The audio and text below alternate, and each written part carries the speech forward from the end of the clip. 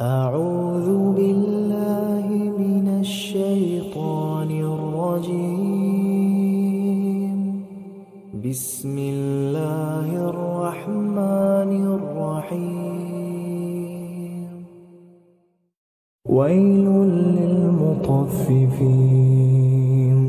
الذين إذا اكتالوا على الناس يستوفون وإذا كالوهم أو وزنوهم يخسرون ألا يظن أولئك